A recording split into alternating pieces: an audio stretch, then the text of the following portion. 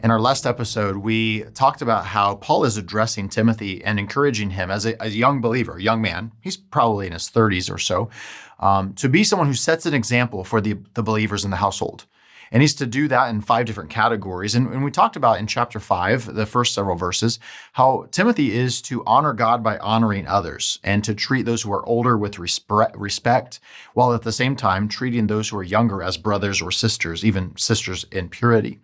We talked about those who are widows and Paul differentiating between those who are truly widows in the sense that they have true need, and how the church should be compassionate like God and have a heart for them and thus take care of them, honor them in that way by financially taking care of them. I do want you to recognize that there is a connection in this particular section going all the way to chapter 6 between honor and money. And in fact, sometimes in the family, that's where we find the commandment to honor your father and mother. It's actually connected to this idea of financially taking care of them. So even when it comes to this generational dynamic, I've encouraged you already in part 1 of this particular topic, that we in the church should evaluate how generations interact in our churches today. I think it's something that's going to be somewhat of a crisis point for us when it comes to not only the health inside the church, but also our witness outside the church. So now as we come to chapter 5 and verse 17, we actually come to another conversation, but it's in a similar vein. We come to chapter 5:17, and Paul says, "Now to Timothy, let the elders who rule be worthy or considered as worthy of double honor." Now notice a couple things here. First of all, we have the term elders. This might be more generically those who are older men in the family. But likely what Paul's referring here to, because of some other comments and language he has later, are those overseers we talked about in chapter 3. Now, what evidence do we have that overseers and elders are the same thing? Well, let me kind of rehash that just a bit. In the book of Titus, we actually find a conversation similar to 1 Timothy 3. And in that conversation, Paul actually interchanges between overseers and elders there. We also find this in Peter's letters. We also find this in the book of Acts chapter 20, this kind of dialogue back and forth or interchange back and forth between those two metaphors. So I do think here Paul is speaking of those who are older men, specifically then older men whose primary responsibility is to teach and care for the family. So when it comes to this healthy household dynamic, Timothy's a young man again, and yet, he has responsibilities to approach these older men and treat them with honor. In fact, Paul says they're worthy of double honor. Scholars argue that this phrase double honor refers to not just the honor that's due them, but also what we would call an honorarium. They're actually worthy of pay because, Paul then says, especially those who work in the areas of speaking or preaching and teaching. So here's that language we saw. Overseers ought to be able to teach. Those who are looking over the needs of the family. They must manage their own households well. That helps them manage this household well. So that language is fairly similar. Notice here that it is an elder or the elders, plural, who are the primary preachers and teachers in the church. And so Paul here has this caveat to say, let those who do this well be worthy of their pay. I mean, maybe you've asked the question, like, where in the New Testament do we find evidence that those who serve in ministry should receive compensation? Well, here's one of the verses. And in fact, it comes from an Old Testament paradigm. Paul himself quotes it, verse 18, coming out of Deuteronomy. "For the scriptures say, you shall not muzzle an ox when he treads grain." In other words, if the ox is out there working in the field, don't stop it from eating. Then, interestingly enough, Paul links that verse from Deuteronomy to a verse from the book of Luke. Remember, Luke is traveling with Paul. And as Luke crafts the Gospel of Luke, Paul now quotes it.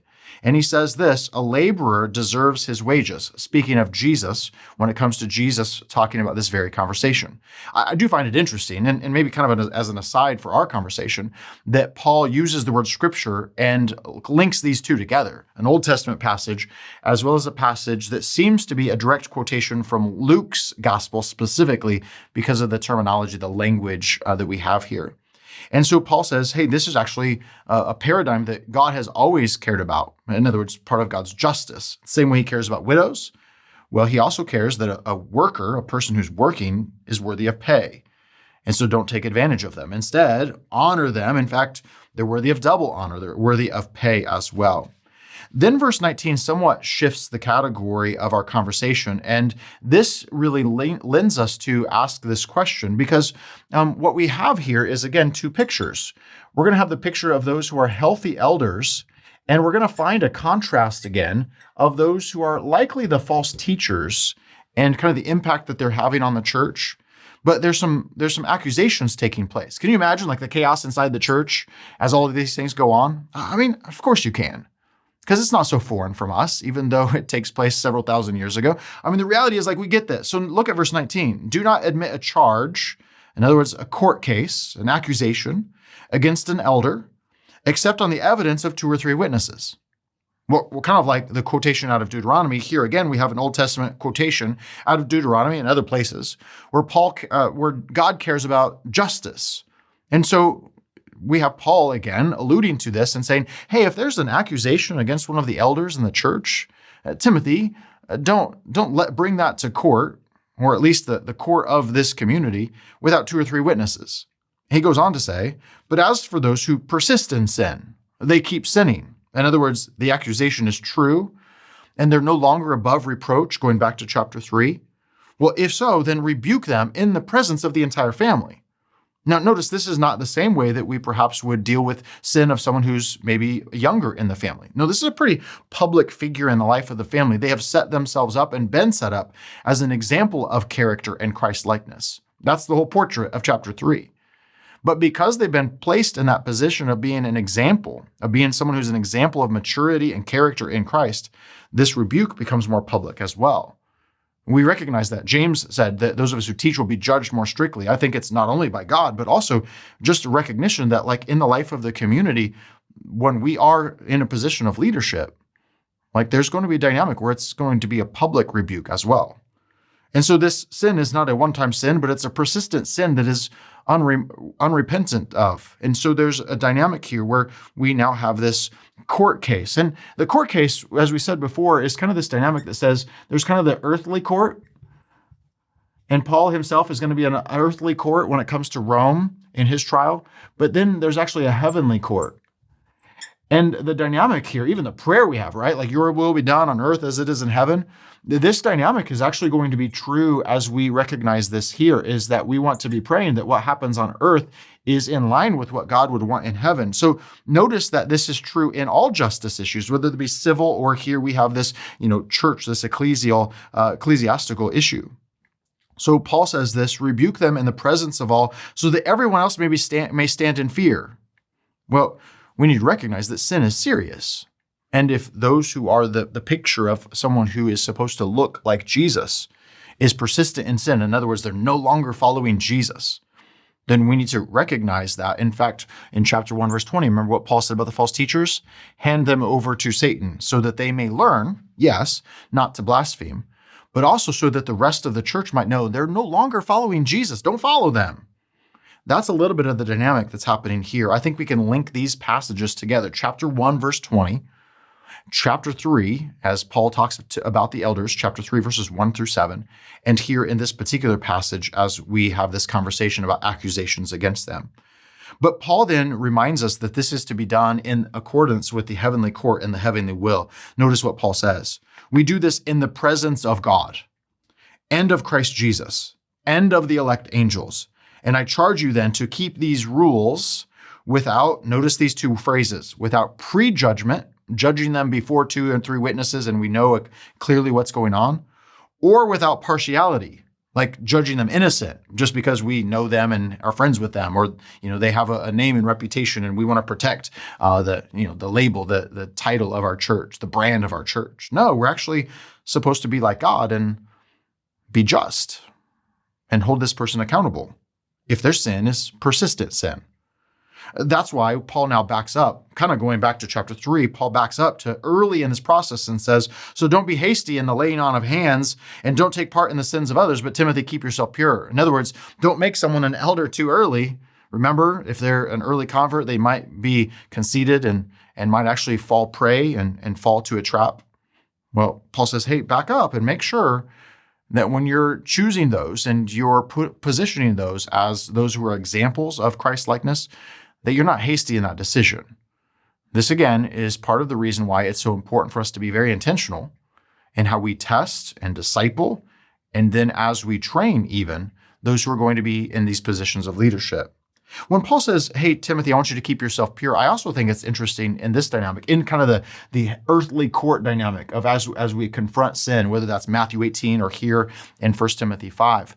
It's easy for us to try to, in our motives, carry out the justice of God, but actually get caught in our own false motives of vengeance or sin or even pride and arrogance. And so Paul says here, like, hey, don't take part in these sins of others as you're disciplining them. And I actually find this to be often true. You might discipline someone who's gossiping and you get caught up in gossip. You might discipline someone who's having, marital issues or purity issues. And in that, you get caught up in recognizing some of this sin, and it may actually lead you down this path of sin or cause you to, at some level, think that this sin is not as bad because this leader, this person you've looked up to, has done this. And so if they've done it, it must not be as bad. So Timothy, keep yourself pure. Then there's this little weird aside in verse 23 where Paul's saying, hey, by this purity, I think this is what's going on. Paul says, no longer drink just water, Timothy, but actually use a little wine for the sake of your stomach and your frequent ailments. Now, what's this all about? Well, first of all, this is another one of those examples. We see one at the end of 2 Timothy, where Paul writes this little aside comment to Timothy that reminds me of, I really think these letters are authentic. It goes against some of the more liberal views of this letter that someone later wrote these using just Paul's name. Because if you made it up, why have these little weird asides and not tell us what they mean? But I think Timothy knows what Paul means. Now, here's a couple options. Number one, Timothy's anxious or worried or sick, and actually water is only causing that to be worse. And so a little bit of wine will actually help him. Or maybe it's because Timothy's sick because he's been traveling and a little wine will help him. Or maybe it's because, and this is where I tend to lean, the false teachers have had ascetic practices. And one of the things they've said, we've already seen, marriage and some of those things, certain foods or things that they say no to, they prohibit. Maybe wine is one of those things as well. And Paul says, by pure, I don't mean the asceticism, the false teaching, or the false asceticism of the false teachers. So in your sickness, in your ailments, whether they be from travel or just that your own anxiety or anxiousness and your stomach ailments that are there, I don't mean that. And then Paul just comes back. And what Paul says as he comes to these pictures, and whether that be the elder who's accused or the false teachers, is he just kind of reminds us, hey, by the way, if you're not pure, your sin is going to find you out. At some point, if you have a hidden sin, a persistent sin, as Paul says here, remember what we said in chapter 3? The picture is not of perfection, but it is of authenticity. We need to hear that above reproach is being authentic. It's not perfection, but persistent sin, it reveals to us that we're not authentic.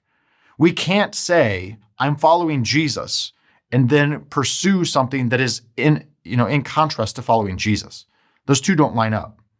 And so what Paul is dealing with is that here, and he says this, your sin will find you out. So verse 24, the sins of some people are conspicuous, going before them into judgment, but the sins of others appear later. In other words, some sins are just right out there in the open, you see them and you observe them. But some sins, it's not going to be until the heavenly court where those sins are brought forth.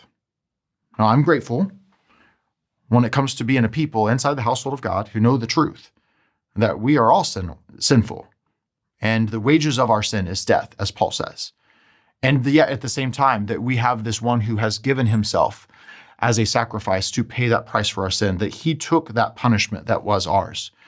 And so we have this dynamic that says if we're part of the family of God, we have this heavenly promise that is that we will receive the righteousness that was not ours, but is his. And yet, if we actually are persistent in our sin and no longer follow Jesus, then like those who are false teachers who Paul says, you're no longer part of the family. And I want you to recognize this so that you may learn. Then this is true for us as well. So Paul then also says, hey, but also good works are kind of like this, like the healthy household. Some of our good works will be just right out there in the open for everyone to see. But some of our good works won't appear later. But here's the reality, is that God knows and he sees. And some of those things God will applaud, even when we received no applause. We've received no one noticing. God notices. So Timothy, when it comes to how you interact with those who are older than you, Timothy, I don't want you to rebuke an older man when it comes to snap at or to cause dishonor. There's chapter 5, verse 1. But Timothy, there is a place in community, not you as a younger believer, but you in community, when you recognize someone who's persistent in sin, there is a place for you to rebuke them.